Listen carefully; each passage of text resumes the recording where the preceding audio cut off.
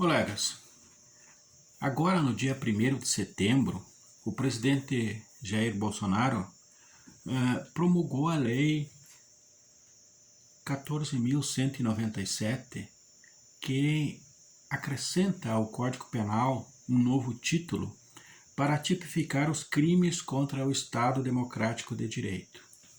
O presidente sancionou com vetos e esta lei ela tem, portanto, diversos aspectos muito importantes e no momento adequado eu pretendo discutir este tema que é objeto da tipificação da lei. Mas hoje eu quero fazer uma apresentação do período que antecede a edição desta lei, de uma forma a ilustrar os diversos momentos normativos que nós tivemos na defesa do tipo de Estado, da concepção de Estado que tivemos no nosso território a partir da ocupação portuguesa em 1500. Todos sabem que quando os portugueses vieram para o país, eles tinham uma legislação chamada Ordenações do Reino, e no primeiro momento vigoraram algumas ordenações de reis portugueses, mas a legislação que se tornou a legislação típica da época colonial foi a legislação denominada Ordenações Filipinas, produzida por um rei espanhol que durante um determinado período de tempo ocupou também o trono português. Portugal conseguiu a independência, mas a lei ficou vigorando em Portugal. Então as ordenações filipinas, que são de 1602, elas durante todo este período colonial até 1830, elas foram aplicadas na parte penal no Brasil. Na parte civil até muito tempo depois. Só com a edição do Código Civil de 1916 é que definitivamente as ordenações filipinas, no seu aspecto civil, deixaram de ser aplicadas no nosso território. Essa legislação filipina, ela trazia especificamente um tipo de crime para combater o ataque à coroa portuguesa. O crime de lesa majestade estava previsto no livro 5º, que é o livro de direito penal das ordenações, mas no título 6º, e basicamente punia com a morte aqueles que traíssem a pessoa do rei ou os interesses do rei, traição contra o rei ou o real Estado.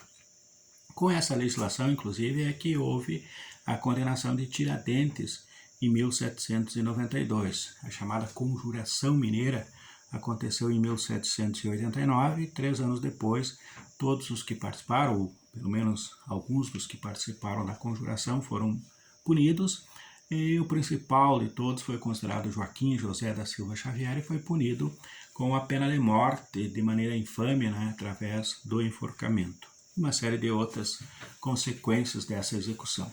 Então a proteção era basicamente da legitimidade divina que tinha o rei de controlar o Estado. Quando o Brasil se independizou em 1822, logo então veio a legislação penal própria nossa, o Código de 1830. A Lei 16, a Lei de 16 de dezembro de 1830 é que instituiu o Código Criminal do Império. E lá no artigo 85 tinha um dispositivo que eu vou fazer a leitura até para ilustrar. Diz ali: tentar diretamente ou por fatos destruir a constituição política do Império ou a forma do governo estabelecida. Pena de prisão com trabalho por 5 a 15 anos. Se o crime se consumar, pena de prisão perpétua com trabalho no grau máximo, prisão com trabalho por 20 anos no médio e por 10 anos prisão no mínimo. Então é assim que se defendia, digamos assim, o interesse da coroa brasileira, porque o direito divino passou também a sustentar os nossos imperadores aqui no Brasil, o imperador Dom Pedro I e Dom Pedro II. Com a proclamação da República, nós tivemos o nosso código em 1890, nosso Código Penal da República.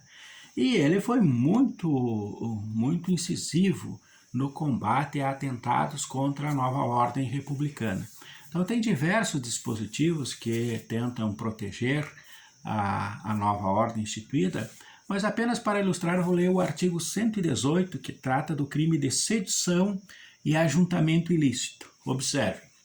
Constitui crime de sedição a reunião de mais de 20 pessoas que, embora nem todas se apresentem armadas, se ajuntarem para, com arruído, violência ou ameaça, primeiro, obstar a posse de algum funcionário público nomeado competentemente e munido de título legal, ou privá-lo do exercício de suas funções. Segundo, exercer algum ato de ódio ou vingança contra algum funcionário público ou contra os membros das câmaras do Congresso, das Assembleias Legislativas dos Estados ou das intendências ou câmaras municipais. Terceiro, impedir a execução de alguma lei, decreto, regulamento, sentença do Poder Judiciário ou ordem de autoridade legítima. Quarto, embaraçar a percepção de alguma taxa, contribuição ou tributo legitimamente imposto. E quinto, constranger ou perturbar qualquer corporação política ou administrativa no exercício de suas funções.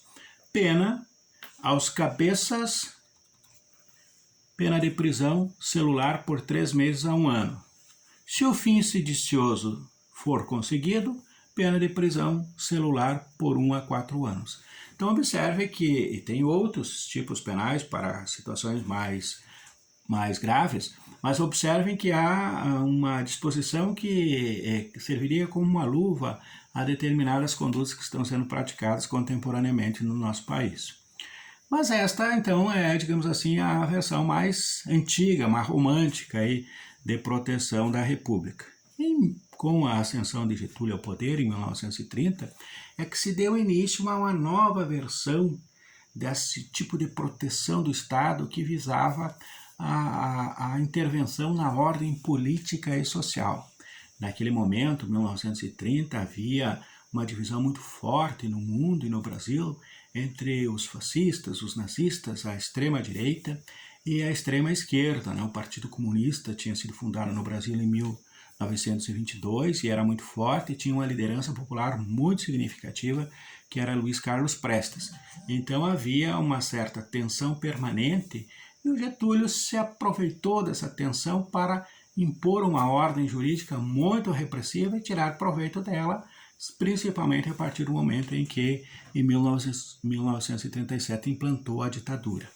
E foi dele, então, a primeira Lei de Segurança Nacional com este nome, apartada da codificação geral. Né? Em 4 de abril de 1935, então, instituiu a primeira Lei de Segurança Nacional e logo adiante, em 1936, ele instituiu através da Lei 244, em 11 de novembro de 1936, o Tribunal de Segurança Nacional, que passou a ser um juízo de exceção para tratar só desses que tentavam tomar o governo à força, de alguma forma, né, eram mais do que, digamos assim, adversários meramente político ou de opinião do governo de Getúlio, das diversas facetas do governo dele, que foi instituído em 30, que foi acabar só em 1945. Houve, de fato, uma tentativa de golpe em 1935, de 23 a 27 de novembro de 1935, houve aquela chamada intentona comunista. E sobre esses integrantes desta revolta recaiu essa legislação de uma forma muito violenta, né, em sequência. Também foi usada para atacar ou para reprimir os integralistas, a extrema-direita, que tentou dar um golpe em 11 de maio de 1938. Não é? Os camisas verdes, né, que eram os integralistas de Plínio Salgado, eles também deram o seu putsch aqui no país, né, e foram reprimidos violentamente por esta lei de segurança aí. Bom, o governo de Getúlio prosseguiu, os tempos mudaram, houve a Constituição de 46 e novamente ele no poder em 1953, então ele novamente aprova uma lei, né, de segurança, chamada Lei de Segurança Externa, e 5 de janeiro de 1953 é a Lei 1082, e que pretende então já preparar, digamos assim, o país para aquilo que se chamou de Doutrina de Segurança Nacional. Os militares que tinham voltado da guerra, né, e continuaram a ter relações muito amiúdas com os militares norte-americanos, eles aprenderam, eles adaptaram ao país essa chamada doutrina de segurança nacional. Aprenderam lá no National War College, né, de Washington, e passaram aqui, foi criada a Escola Superior de Guerra, que era uma espécie de escola de elite das Forças Armadas, e ali então se criou essa doutrina de segurança nacional que vai orientar o golpe militar de 64 e as diversas edições da Lei de Segurança Nacional que começaram na ditadura. 1967, o Decreto-Lei 314, instituído por Castelo Branco, a primeira versão de Lei de Segurança dos Militares. Mas em 1969, quando chegou o auge da ditadura militar, houve o Decreto-Lei 898, de 29 de setembro de 1969, que era aquela época em que estava em vigor o Ato Institucional número 5. Esta lei, ela absorve por inteiro a doutrina de segurança nacional, cria a possibilidade de aplicação da pena de morte, cria a possibilidade de aplicação da prisão perpétua, e ela é editada pelaquela junta militar que substituiu o Costa e Silva, porque o Costa e Silva tinha ficado doente, né? Ele sofreu um insulto cerebral, né? Por conta de um derrame cerebral, e não deixaram o vice dele assumir, que era o Pedro Aleixo, que era um civil. Então teve uma junta por 2 meses, uma junta governou o nosso país, uma junta militar, o ministro do Exército, o ministro da Marinha, o ministro da Aeronáutica, e só depois, né, assumiu o Médici, então, que deu continuidade já numa linha mais dura, né, de governo. Durante o governo Médici, então, foi aplicada ainda essa lei de 1969. Depois, quando passou esse período mais violento da ditadura, já durante o governo Geisel, foi instituída uma lei mais amenizada, se extinguiu essa hipótese de pena de morte, de prisão perpétua. Em 1978, a Lei 6.620, de 17 de dezembro, criou uma nova Lei de Segurança Nacional.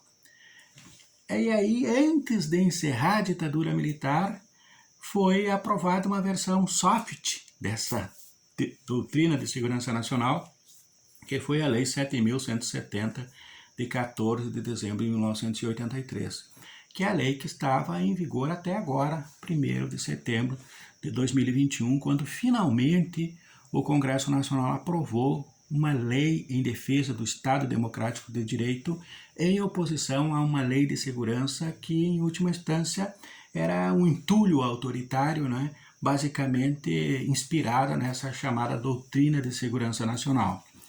Quando houve a redemocratização do país, quando houve o primeiro presidente civil, quando Tancredo Neves ganhou a eleição, na sua plataforma de governo, no seu plano de governo, o seu ministro da Justiça, que era o Fernando Lira, tinha essa intenção de já imediatamente inaugurar, né, já antecipar ali a própria Constituição, que depois seria feita em 1988, se inaugurar, né, uma lei de proteção ao Estado Democrático de Direito em substituição a essa lei de segurança nacional.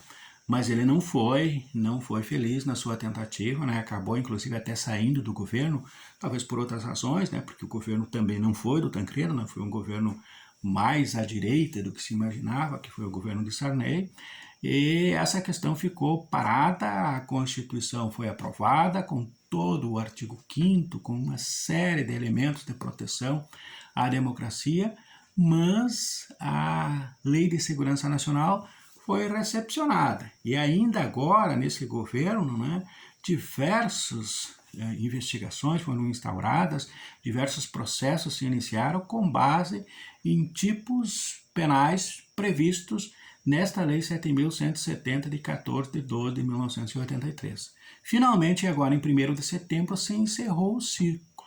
Se começou um novo ciclo, o ciclo da defesa do Estado Democrático de Direito.